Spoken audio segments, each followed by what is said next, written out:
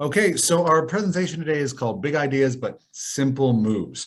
And one thing we find is that a lot of teachers feel sequestered by the language arts title, by having it or not having it. And we think about how we make classroom reading easier, not just for the students, but the planning aspect for the teachers. So my goal here is to go over some broad strokes, things that we can all use.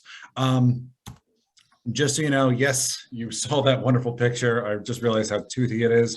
And I just want to set the stage that I'm going to focus today on principles more than practices. I'm not going to overload you with strategies, even though we will have a few things afterwards, but I'm not going to overload you with those things during this time. I feel like keeping it broad and also trying to use some of the expertise in the room is the best way we can do this. Plus, a lot of us are dealing with unique contexts that make specific strategies irrelevant for us at times. And so I want to respect the principles that we can all use. I won't read the agenda for you today. You can do that yourself as we go through. When we're done, you will have a resource sheet and a few things you can use, including the presentation itself and a survey at the end. And this is if you want more direct one-to-one support. I know that some of us have special education departments, others do not. And we're all working with varying degrees of support. And I want to be there for you, seeing as this is my job, not only for Youth Build at my school in Philadelphia, but as I see it, for students at large. This is the start of a conversation, not the end of a lecture. And in the spirit of not making it a lecture, I will try to incorporate you as often as I can. I'll ask you questions, ask you to snap, put things in the chat box, have an emoji. So if you have that extra tab up, as we so often do, I respect it, but I will challenge you during this time to try and keep at least your ears and eyes in both spaces if you can, and contribute your expertise into the room, because I don't think that I'm going to tell anything earth-shattering during this time.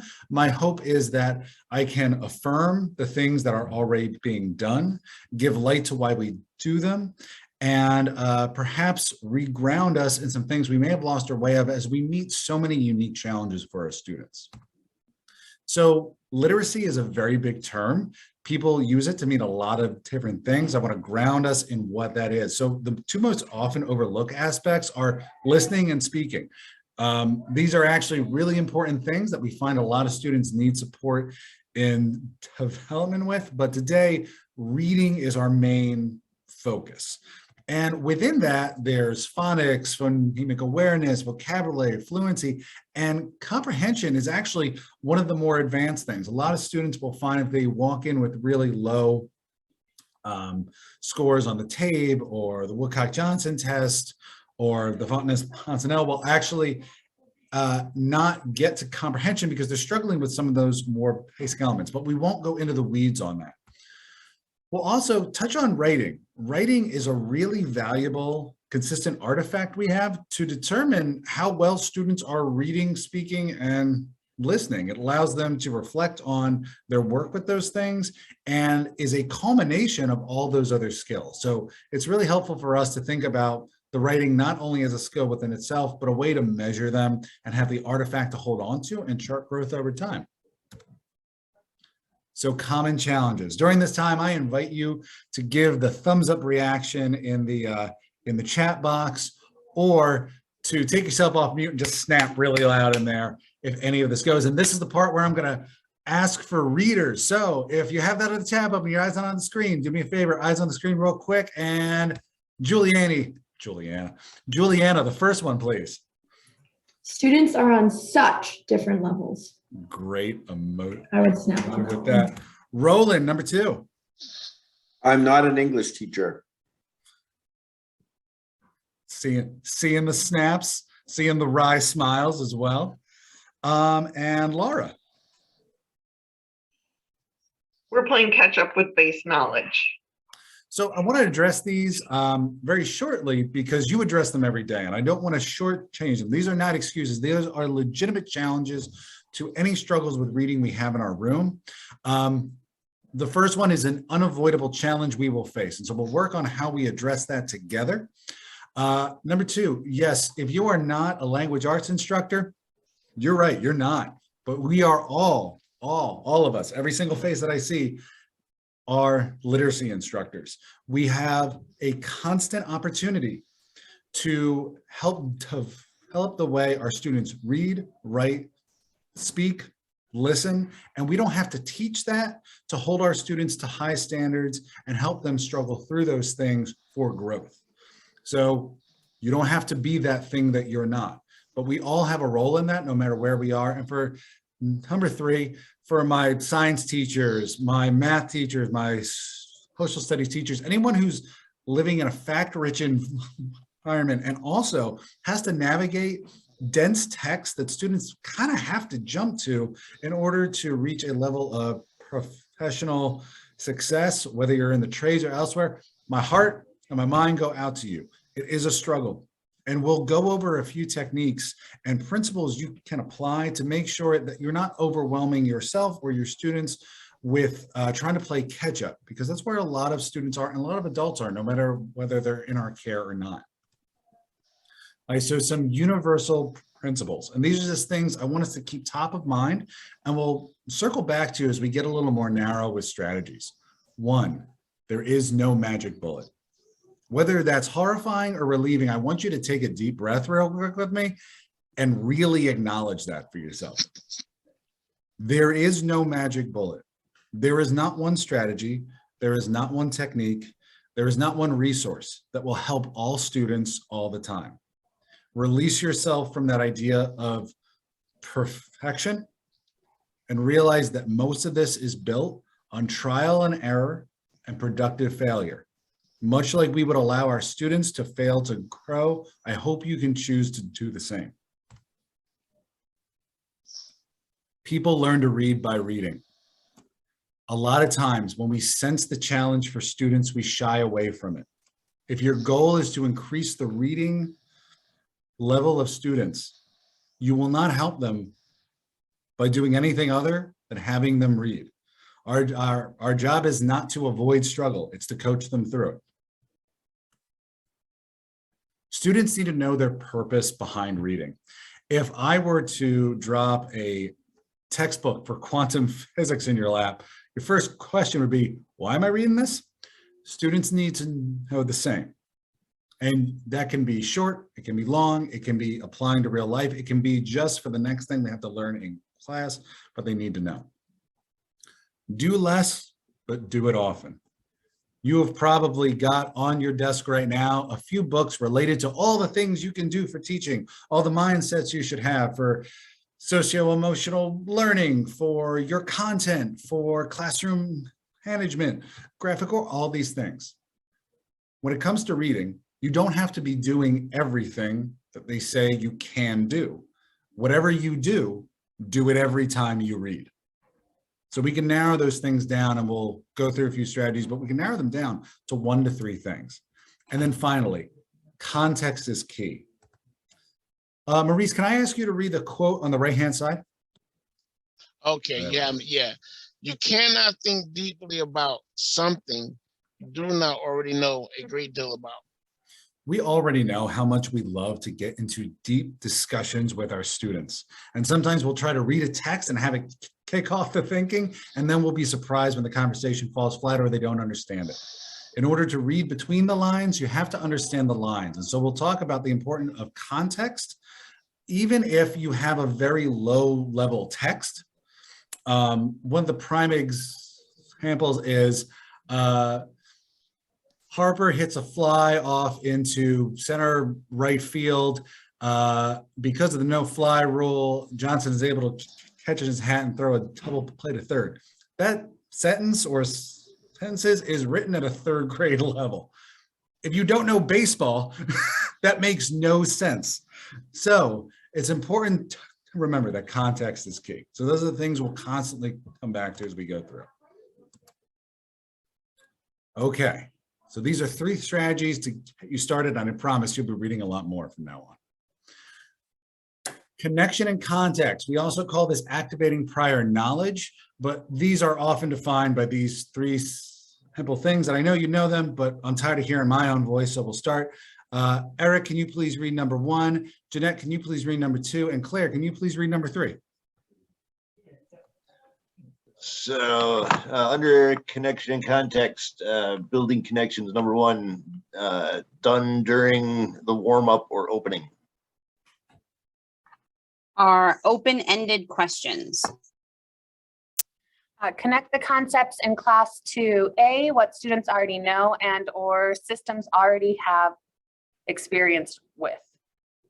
You'll notice I bolded and italicized concepts. The opening is not, especially if it's about to introduce a reading, you don't need to introduce the facts of the reading. You want to introduce the ideas the reading contains. It's an on-ramp for students to think about where these go. Now, I'm about to go take you into a scenario. I'll have people read what's being done and the question being asked, and then I'll ask all of us, why do we think we're doing it that way? Based off what we already know about this practice, because this is very universal, but is often not used to maximum effect when we think about reading. So first things first, who are my science and math teachers in the room? Just give a little wave if you're in the sciences, the maths, whatever that might be. And I'm sorry, S. Green, what is your first name? Susan. Susan. Susan, I'm going to have you start off by reading our example. Example, my youth build class in Brooklyn, New York is going to do a group reading of a passage in their textbook that introduces them to physics. We'll start learning formulas and applications soon thereafter. And Roland, can I have you read my connection question? Sometimes when the subway car stops at the station, people will fly forward. Why do you think that is? They were fine while the train was moving. So the question I'm asking all of us, and I will ask you to take yourself off mute, but if you can't do that, please drop something in the chat box. Why am I doing that? Why am I asking this question?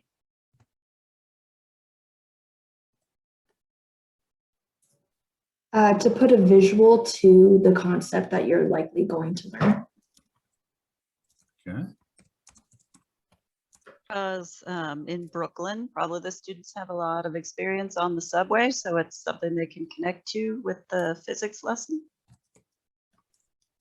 Thank you.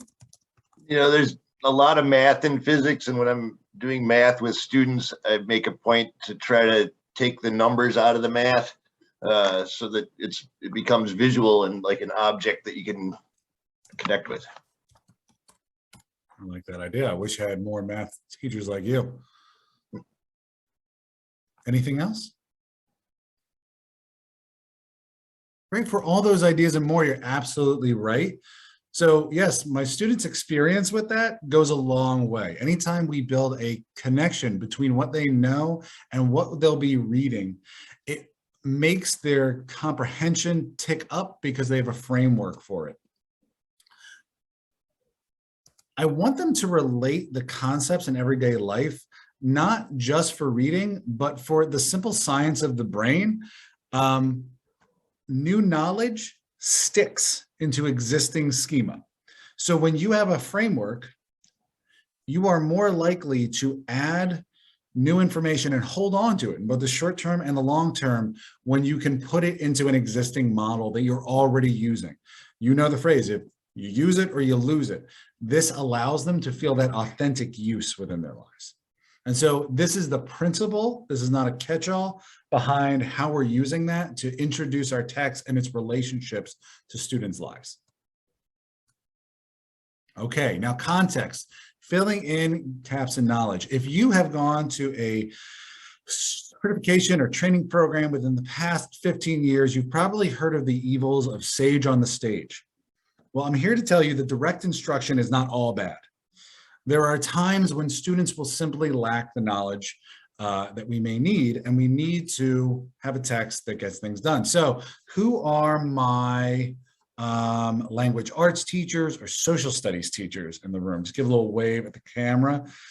Geez, Susan, you're just doing it all. I'll keep you off too much. Christine, can I have you read the example for us? Students in class will be doing a thematic reading of Claude McKay's If We Must Die. And Christine, not to put you on the spot, but when I say thematic reading, what does that mean to you? Thematic reading is reading for, well, for theme. So, let's see, thematic reading of Claude McKay's If We Must Die. Looking for the themes in the piece. Yeah, that's it. You nailed it.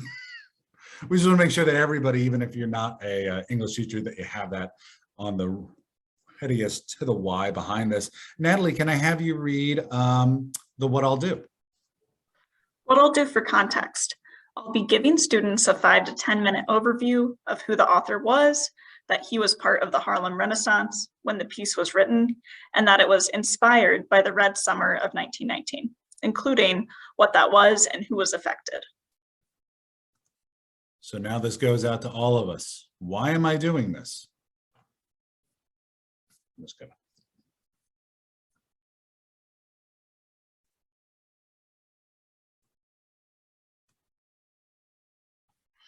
I mean, I think this particular reading seems like it would cover a lot of bases for the GED test in particular. I mean, looking for main ideas, but then also Harlem Renaissance, you know, learning social studies.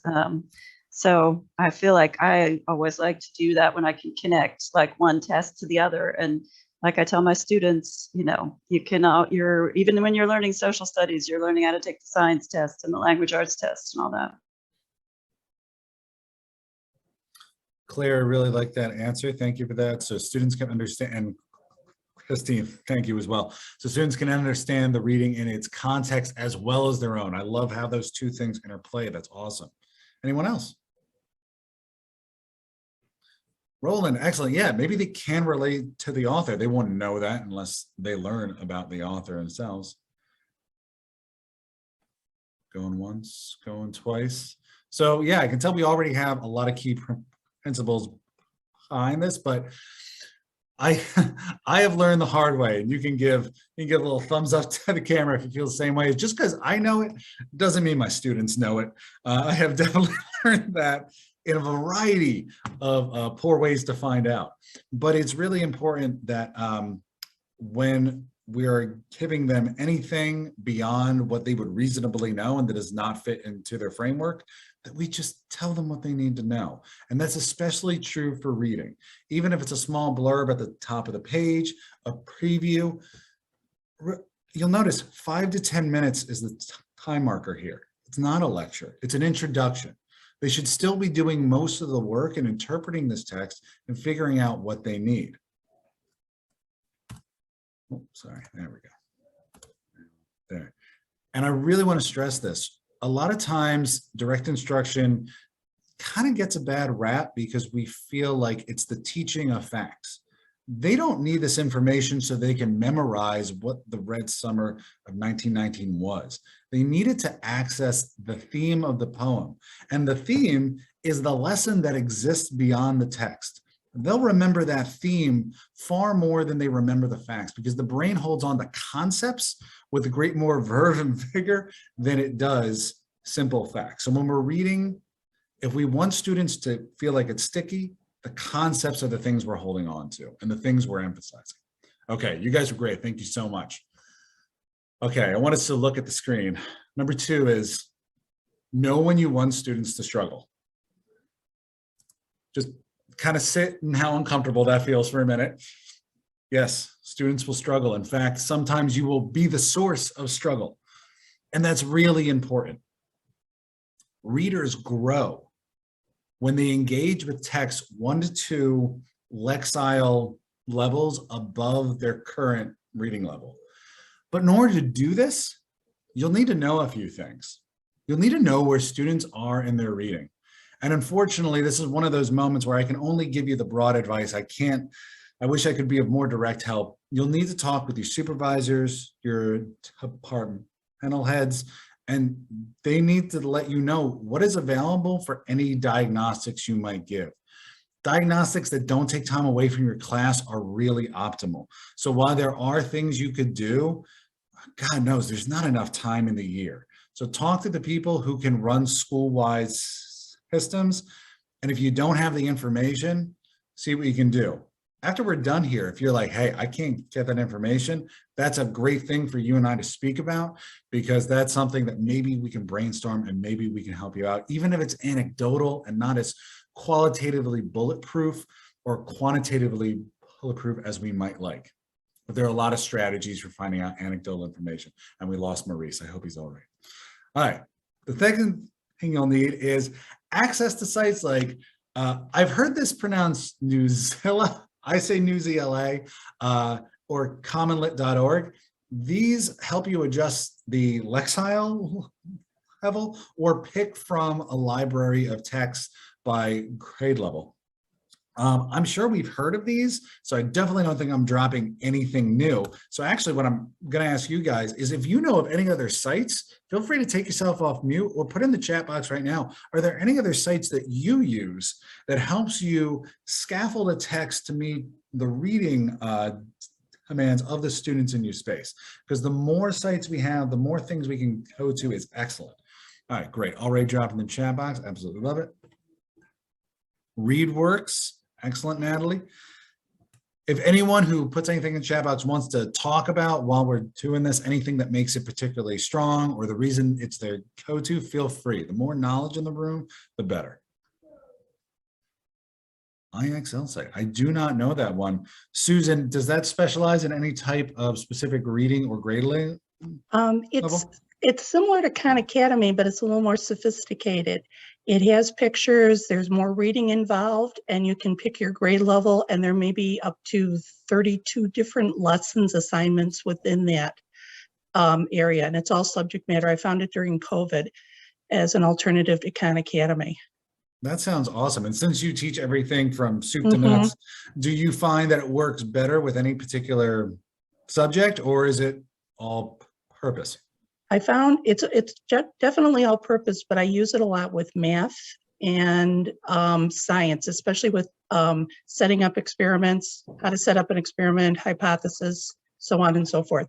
Because the GED book doesn't seem to give our students enough to cover that portion of the test. Excellent. As I move on, Susan, do you mind copy and pasting the URL in there? So any of our math or science teachers can access. Yeah, it is IXL. It's really simple. Just type it in and it'll pop up. And you can go in as a teacher, a parent, or a student. Okay, now we know when we want students to struggle, but there is a but. Too many obstacles in a text may actually obstruct growth. And this is where it gets really tricky. Okay, we want struggle, but we don't want too much struggle. It's kind of, if you've recently been to school, I'm sure you still have the term zone of proximal development in your mind. We kind of want to be on the edge of student understanding, especially when it comes to reading. So in order to do that, we actually want to identify tier 2 and tier 3 words. Before I give you the definition, is there anyone out there who knows what I mean by that? Because that is a somewhat esoteric term. Does anyone know what tier 2 and tier 3 words are?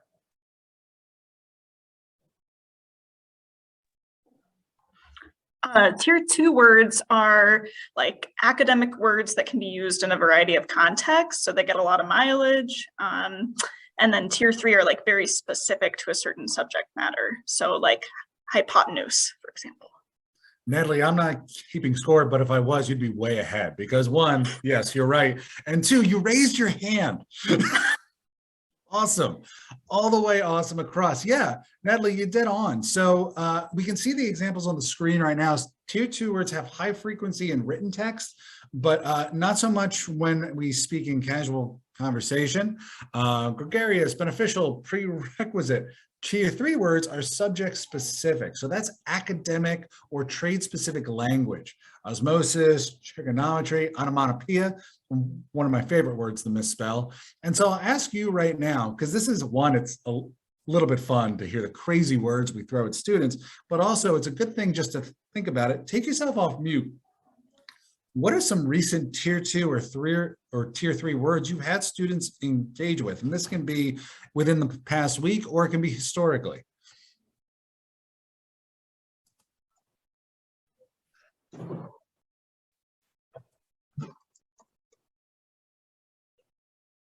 Dendrochronology. Am I saying that right, Claire? Yeah, you're saying it. Well, as far as I know, you're saying it right. See, sometimes it's even hard for us. I don't even know if I can spell this.